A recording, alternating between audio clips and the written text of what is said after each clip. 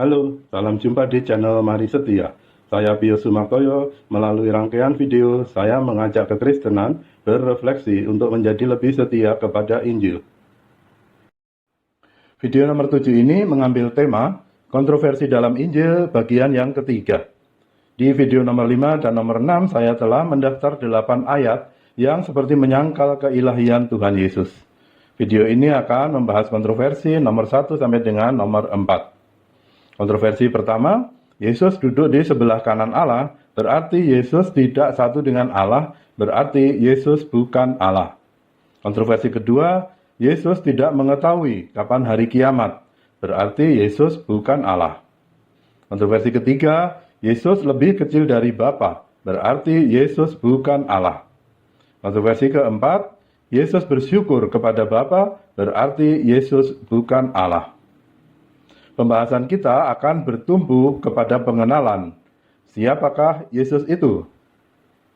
Seperti telah saya sampaikan, sesi penjelasan ini bisa terasa membosankan, tetapi bisa pula menghibur bagi mereka yang sedang penuh pertanyaan perihal ayat-ayat kontroversi.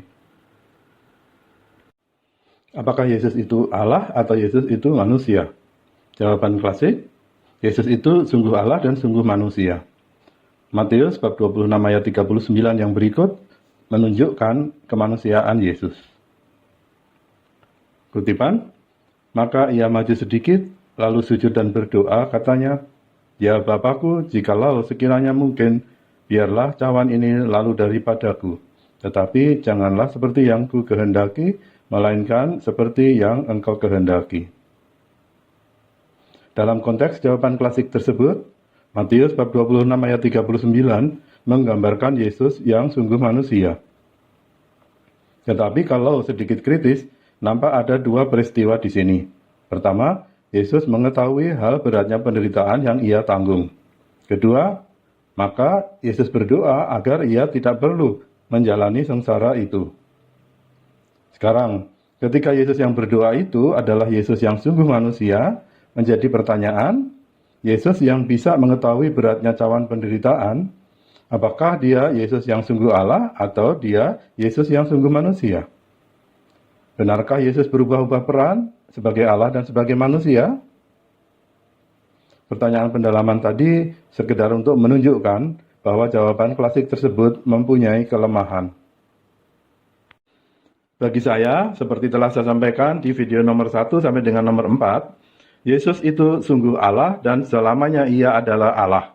Yesus tidak pernah menjadi hanya manusia. Sekalipun Yesus nampak sebagai manusia, Yesus Kristus selalu ilahi dan tidak pernah menjadi hanya manusia.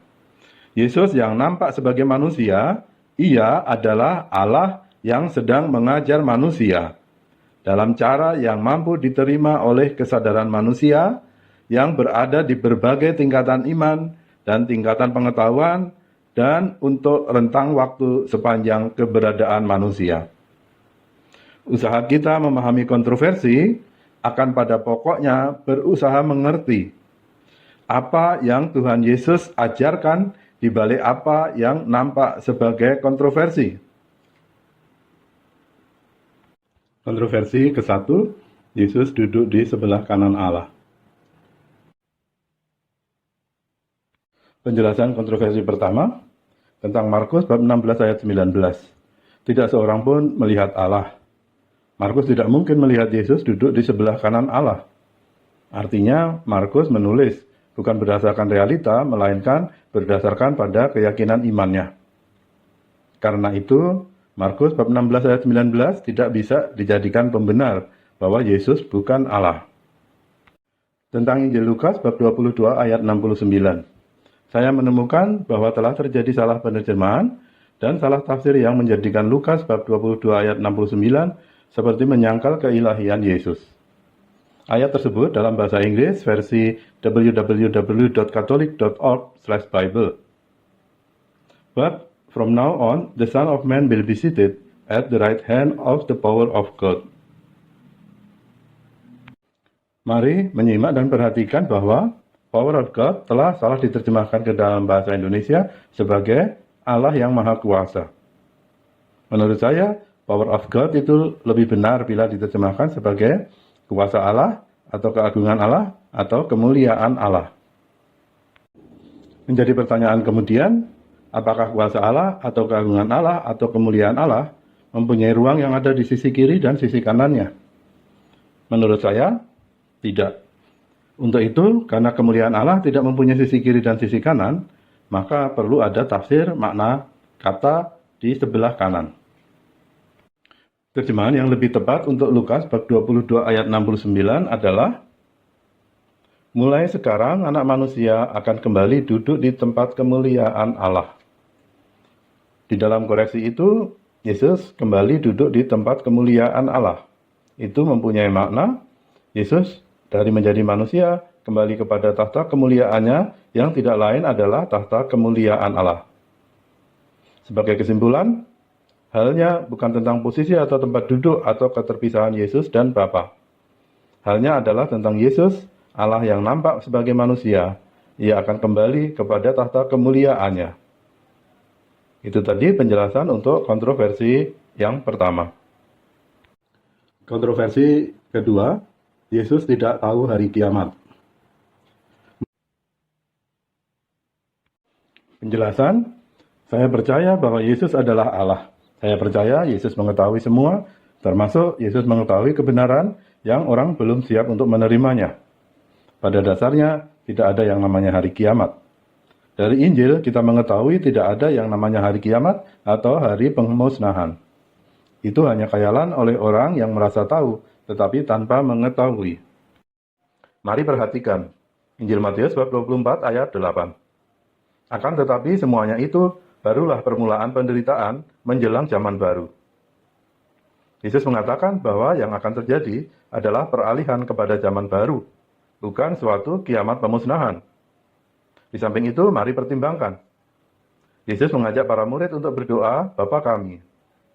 Akankah tiba-tiba Bapa yang Maha Pengasih menjawab doa itu dengan suatu bentuk kiamat pemusnahan? Perhatikan juga, bagi masa kini, ilmu pengetahuan telah banyak memberi pencerahan. Bumi yang disangka datar dan menjadi pusat semesta, ternyata bulat dan bergerak mengelilingi matahari. Matahari adalah satu dari sekitar 300 miliar bintang di galaksi Bima Sakti. Bima Sakti adalah satu dari sekitar 2 triliun galaksi di alam semesta. Seperti apakah kiamat itu? Bumi musnah? Matahari padam? Semesta lenyap? Haruskah di masa itu, kepada si penanya, Tuhan Yesus menjelaskan hal luasnya alam semesta? Tidakkah itu laksana mengajarkan kalkulus kepada anak kelas 2 SD? Tuhan Yesus menjawab dengan sangat tepat, yang mengetahui hanya Bapa sendiri. Para murid puas dan tidak bertanya lagi, dan Tuhan Yesus bisa meneruskan pengajaran yang lebih penting, yaitu tentang jalannya karya penyelamatan, tentang bagaimana manusia bisa beroleh hidup yang kekal. Kesimpulannya, halnya bukan tentang Tuhan Yesus tidak mengetahui hari kiamat, melainkan tentang tidak ada hari kiamat pemusnahan. Tuhan Yesus mengetahui saatnya akan tiba bagi manusia untuk mengetahui luasnya alam semesta. Tuhan Yesus mengetahui saatnya akan tiba bagi manusia untuk mengetahui kebenaran pengajarannya. Itu tadi penjelasan untuk kontroversi yang kedua. Kontroversi ketiga, Bapa lebih besar daripada Yesus. Penjelasan, halnya bukan tentang besar kecil, ini adalah pengajaran lanjut tentang mengenal Bapa. Pengajaran sebelumnya, Yohanes bab 10 ayat 30, aku dan Bapa adalah satu. Kemudian Yohanes bab 14 ayat 9, barang siapa telah melihat aku, ia telah melihat Bapa.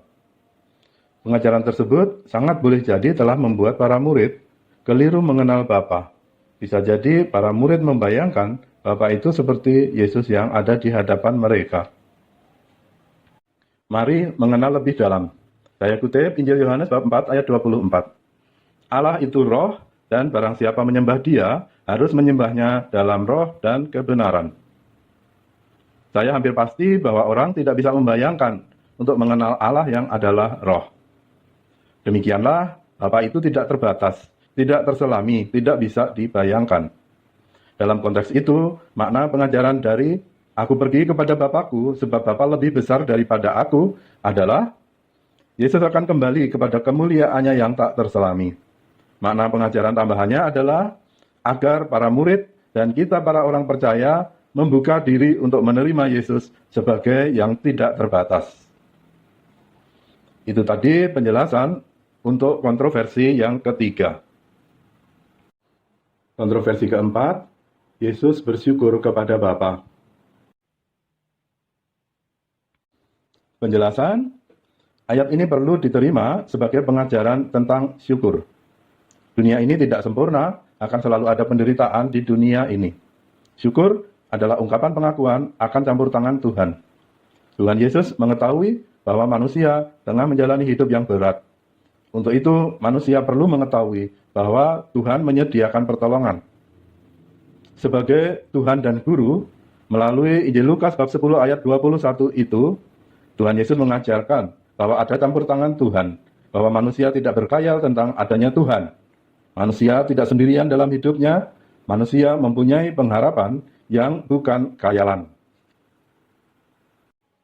Bila manusia harus menanggung beban hidup abadi dengan tanpa mengenal Tuhan, maka hidup akan sungguh menjadi tak terbayangkan berat. Melalui Lukas bab 10 ayat 21 ini, Tuhan Yesus menghibur dengan memperkenalkan bahwa Tuhan ada, bahwa Tuhan peduli kepada penderitaan manusia, dan bahwa Tuhan berkehendak mengakhiri penderitaan itu. Menjadi pertanyaan, kenapa masih ada penderitaan? Ya, akan tetap ada kok yang harus dipikul oleh perjalanan hidup seorang manusia. Kok yang Tuhan pasang bukanlah kok penghukuman, tetapi kok pengingat akan kekeliruan pandangan hidup. Kita akan membahasnya nanti di video nomor 9 atau video nomor 10. Sebagai kesimpulan, Yesus bersyukur bukan karena ia bukan Allah. Yesus bersyukur untuk mengajar manusia bahwa ada pertolongan oleh campur tangan Allah. Dan bagi mereka yang sedang belajar percaya kepada Yesus, mereka juga boleh mengerti bahwa Tuhan ada dan Tuhan peduli. Itu tadi penjelasan untuk kontroversi yang keempat. Sekian dan terima kasih telah menyimak. Jangan lupa subscribe untuk menerima info video lanjutan. Silahkan share untuk ikut mewartakan Injil kepada lebih banyak orang. Tuhan Yesus memberkati.